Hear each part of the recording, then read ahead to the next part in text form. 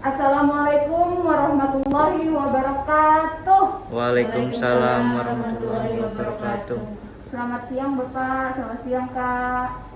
Terima kasih sudah bisa hadir di acara kami, yaitu penyuluhan tentang bahayanya TBC. Mungkin pertama-tama ada bahasa tak kenal maka tak sayang. Perkenalkan, kami dari D3 Keperawatan Politeknik Karya Husada yang berada di Depok. Pada kesempatan kali ini kami akan menyampaikan materi tentang TBC. Apa sih TBC? Kenapa sih kami akan menyampaikan materi itu? Karena saat ini di negara kita, khususnya Indonesia ini adalah negara penyumbang tertinggi angka kasus TBC di dunia, yaitu nomor 3. Kita kutip dari data Kemenkes tahun 2007. Bahaya sekali ya Pak ya.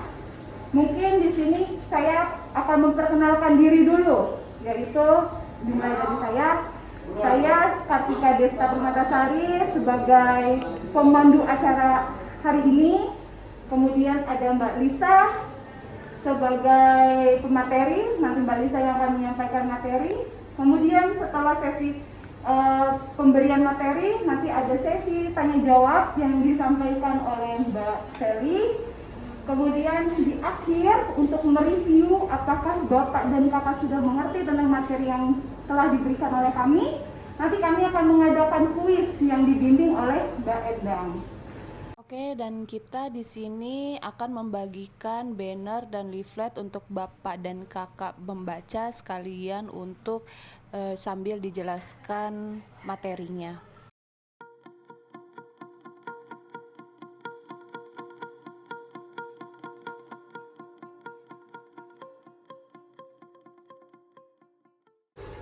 Atas nama Lisa Rahayu Berlianti, saya di sini mau sedikit menjelaskan tentang materi hari ini.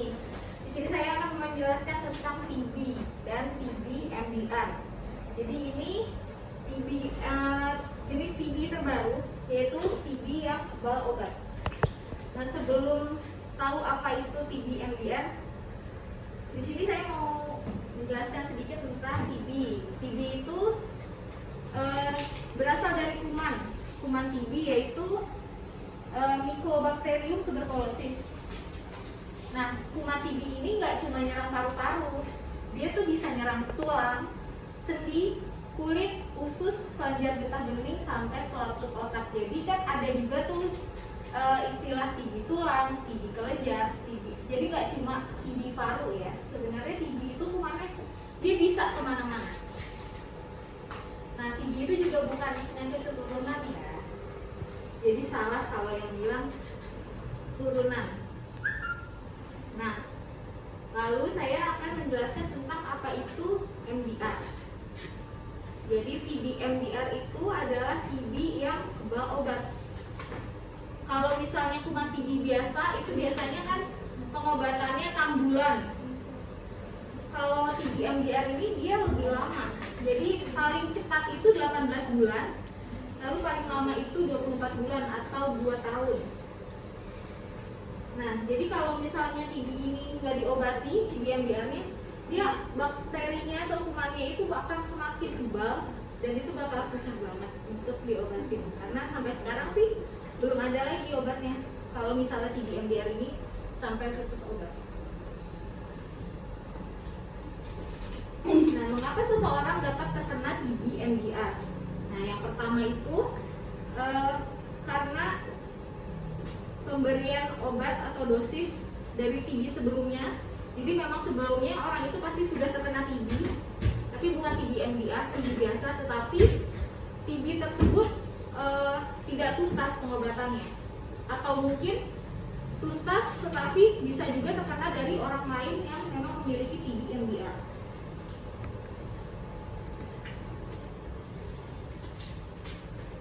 Lalu bagaimana cara memastikan seseorang sakit TB MDR? Yaitu dengan pemeriksaan dahak. Nah, pemeriksaannya ini ada 2, yaitu pada saat pagi dan juga sewaktu. Nah, biasanya untuk pada tahap awal itu pada saat terkena TB MDR-nya itu bisa diperiksakan ke puskesmas atau mungkin ke lab di rumah sakit atau dimanapun, itu biasanya tuh pada saat 4 minggu setelah terkena TB MDR itu bisa langsung terdeteksi. Nah, sedangkan bila memang pasien tersebut sudah menjalani perawatan, sudah tahu bahwa dia itu TB MDR, maka pengen tahu apakah kumannya ini masih kebal dengan obatnya, itu dilakukan pemeriksaan selama tiap 2 bulan sekali. Pemeriksaannya sama, dahak juga 2 kali, yaitu dahak pagi dan juga dahak sewaktu.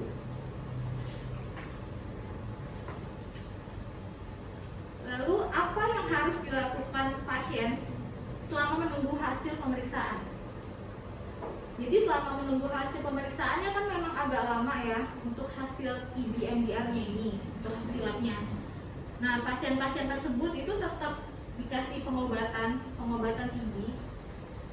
TB MDR sesuai dengan fasilitas kesehatan yang dituju. Misalnya pasiennya berobatnya di puskesmas, tapi dari puskesmasnya itu pasti bakal dapat obat TB sambil menunggu hasil. Ya.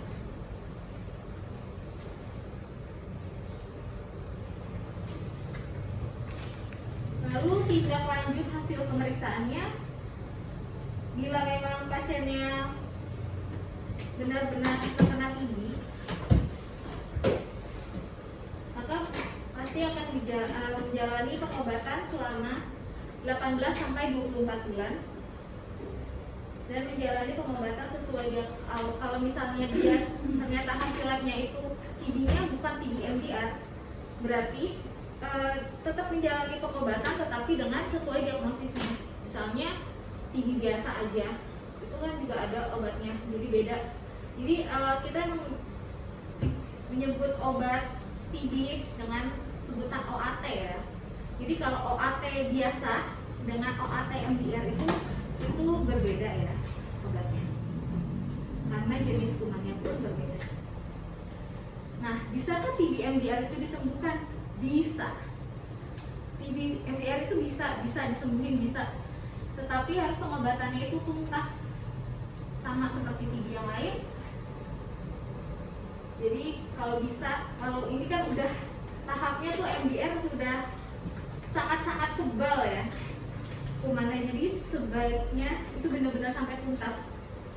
Karena kalau nggak tuntas itu sampai sekarang belum ada lagi obatnya untuk bila kumannya itu kebal lagi MDR-nya, masih belum ada obat untuk penyembuhannya.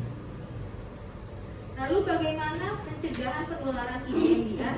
Yang pertama, untuk pasien TB MDR itu jangan membuang dahak sembarangan, karena dahak tersebut kuman-kumannya itu bisa menularkan orang lain. Lalu menutup hidung dan mulut menggunakan tisu atau sapu tangan, lalu menggunakan air mengalir untuk mencuci tangan, dan pasien itu selalu menggunakan masker.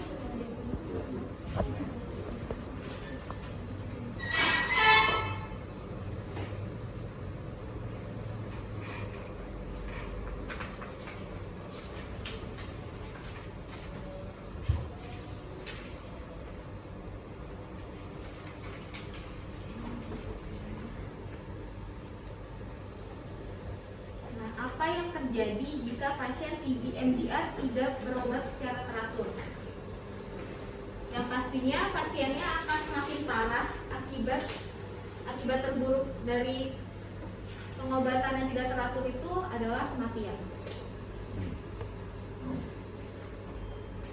Lalu efek samping dari obat yang dikonsumsi oleh pasien MDR itu ada mual muntah, ada diare, ada nyeri sendi, ada nyeri otot. Memang pasien TB itu kebanyakan putus obat itu karena obatnya tuh bikin gak mau makan. Kebanyakan orang putus obat karena gak tahan sama efek samping obat tersebut.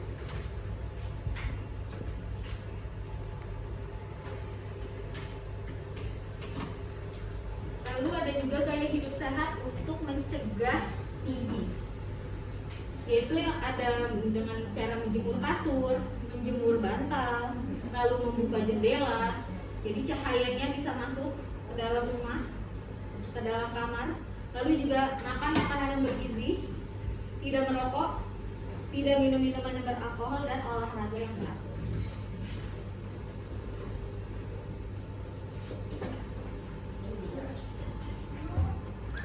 Karena tadi kan banyak pasien yang putus obat itu karena nggak teratur ya minum obatnya. Nah, di sini ada peran keluarga sama peran kader kesehatan. Di sini tuh peran keluarga itu yang pastinya untuk memotivasi pasien agar pasien itu tetap rutin minum obatnya, disupport terus. Lalu juga untuk kader kesehatannya juga rutin mengecek ya. Misalnya kayak biasanya dari puskes suka keliling mungkin 1 minggu sekali atau 2 minggu sekali. Lalu kapan pasien MDR berhenti minum obat? Yang pastinya harus dipastikan dengan hasil lab. Hasil labnya bilang memang dari hasil lab dahaknya kumannya itu sudah negatif, maka pasien tersebut itu boleh berhenti minum obat IBI MDR. Atau bisa dibilang pasien dinyatakan sembuh lah ya. Itu tuh kalau memang hasilnya sudah negatif.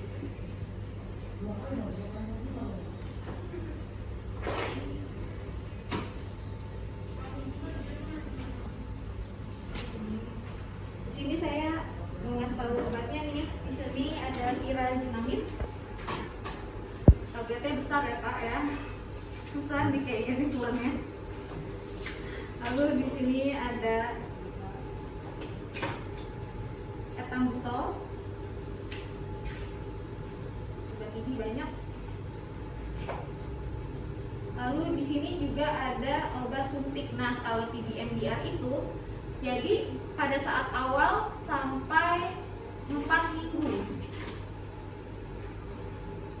dia selalu disuntik ini. Setiap hari disuntiknya di bokong kanan, bokong kiri. Hari ini kanan, besok kiri. Setiap hari.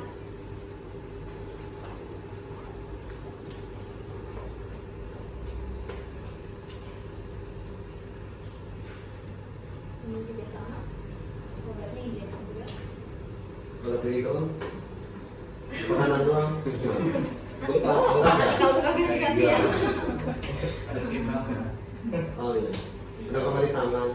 Enggak, kalau ini kan biar otot ya Pak ya, biar masuk obatnya, biar lebih efektif gitu. Makanya kenapa nyelinya tuh di pantat gitu Pak.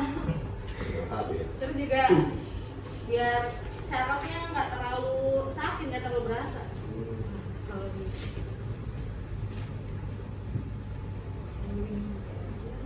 Tiap hari sih disuntik. iya, tiap hari disuntik. Bokong kanan, bokong kiri. Kalau putus ulang lagi ya? Iya, tuh. Putus apa? Kalau putus obatnya Suntiknya. diulang lagi. Ulang dari awal ya? Jadi misalnya nih, Bapak udah seminggu terus lupa tuh 3 hari. Misal Bapak pergi mana, keluar kota atau kemana nggak disuntik, nanti Bapak dari awal lagi.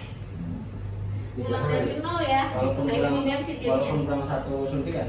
Iya. Sehari pun Nanti bakal berubah Pak siklusnya. Nanti siklus kemana nanti jadi kebal. Ya, materi dari saya. Kurang lebihnya mohon maaf. Nanti ada sesi pertanyaan ya dari Kak Seli. Kurang lebihnya mohon maaf. Terima kasih. Wassalamualaikum warahmatullahi wabarakatuh.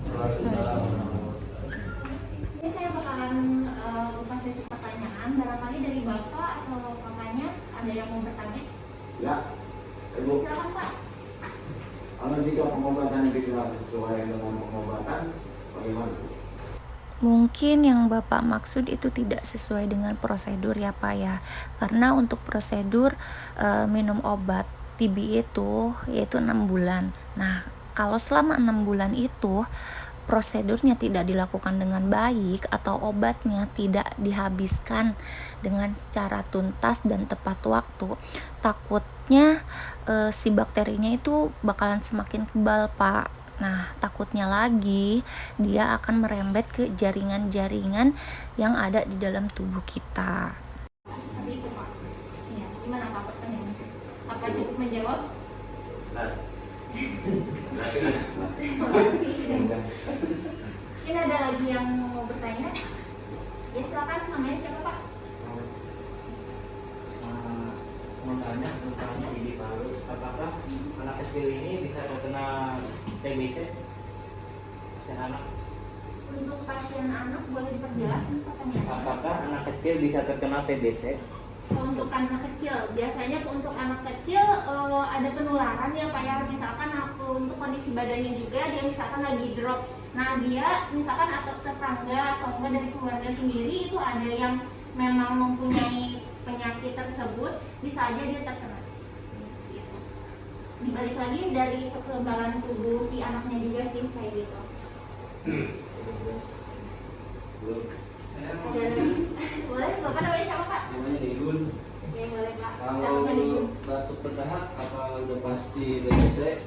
Oh, untuk batuk berdahak belum tentu ya Pak. Kalau misalkan itu harus observasi lebih jauh juga. Misalkan bapaknya, kalau misalkan emang bapaknya yakin nih saya ada penyakit TBC, itu lebih baiknya bapak dikonsulkan dulu ke dokter atau enggak bapak melakukan pemeriksaan lebih lanjut. Gitu. Oke. Gimana Pak? Ya. Oke, mungkin dicukupkan sekian untuk sesi pertanyaan ya. mau nanya nih, ada pertanyaan. Dilanjutkan nanti untuk sesi kuisnya dilanjutkan oleh saudari Endang. Terima kasih. Oke, terima kasih Kak Sally. Selanjutnya untuk kuis, caranya saya membacakan soal dan siapa yang tahu silakan tunjuk tangan dan sebutkan namanya. Untuk pertanyaan yang pertama, siapa yang tahu kuman apa yang menyebabkan TBC? Saya Ari. Kuman Mycobacterium tuberculosis. Ya. Iya betul Pak. Oke, untuk pertanyaan kedua, siapa yang tahu gejala TBC? Ya lagi. Boleh. Batuk lebih dari 2 minggu. Berat badan menurun. Oh ini tuh.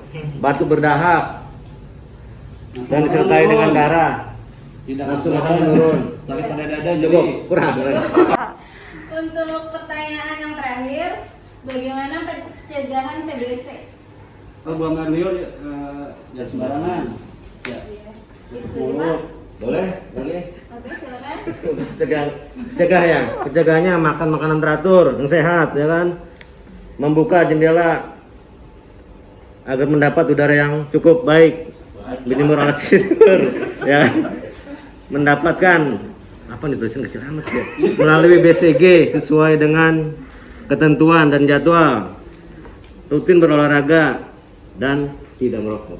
Iya, betul sekali Bapak. Mari kita bertepuk tangan. Oke, baik, sesi terakhir yaitu sesi kuis ini yang telah berakhir. Dan terima kasih untuk Bapak dan Ibu atas antusiasnya. Saya kembalikan lagi kepada Kak Kartika Desta. Sebelumnya kita ucapkan alhamdulillah acara kita sudah berjalan dengan baik dan lancar. Tadi saya mengikuti acara ini luar biasa lucu dan hikmahnya ya.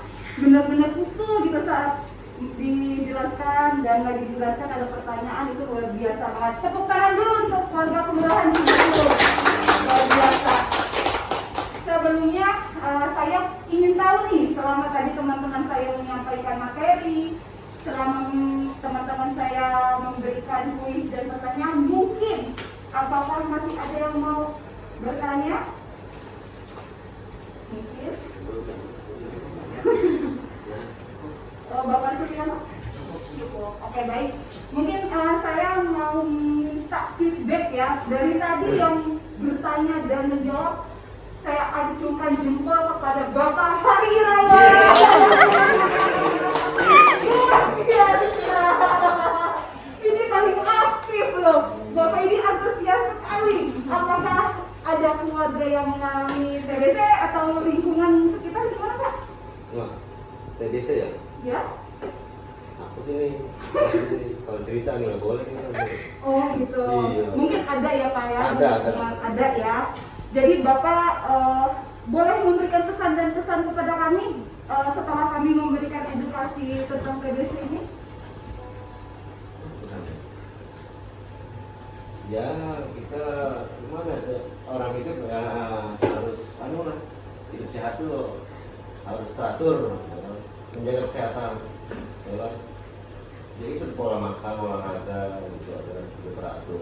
Tidak merokok ya Pak? Ya. Bapak sendiri merokok? Asbak. Asbak. Bapak sendiri merokok? Alhamdulillah, ya kan? Semoga yang di sini semua tidak merokok ya Pak ya. Ya, Eh, susah emang. mungkin ada kesannya Pak untuk kami Pak? Sana apa ya? Apakah pembawa ininya asik gitu? Sana kurang lama aja sih waktunya. Kayaknya durasi lama ternyata. Konsentrasi ya. Kan enak lah. Lama dikit. Mungkin nanti short time ya Pak ya. Kita kali ini short time, mungkin long time-nya bisa kita kontrak waktu lagi ya Pak ya. Mungkin mudah-mudahan kedepannya kita diberi kesehatan, umur panjang, dan ada kesempatan di lain waktu kami bisa memberikan edukasi yang lainnya. Mungkin kesimpulan yang dapat saya dapatkan, pertama, kita harus selalu waspada. Selain corona, ternyata angka tertinggi di Indonesia itu juga TBC. Dia menduduki nomor 3 di dunia tahun 2017 menurut data Kemenkes. Sehingga kita benar-benar harus waspada untuk ingat TBC itu penyakit menular melalui udara, menyerang semua usia, tidak pandang bulu, tidak pandang ras, tidak pandang suku. Apa sih pencegahannya? Yang tadi ada imunisasi, memakai masker, pola hidup sehat. Dengan adanya corona ini sebenarnya kita mencegah hampir banyak penyakit menular ya, karena bagus memakai masker, menjaga jarak, dan apakah mungkin Pak Satpol PP tahu? Hindari kerumunan. Jika sudah ada lingkungan kita, ada keluarga yang terkena, harus disiplin dalam pengobatan sesuai anjuran dokter. Mungkin sekian dari penyuluhan kami yang kami berikan.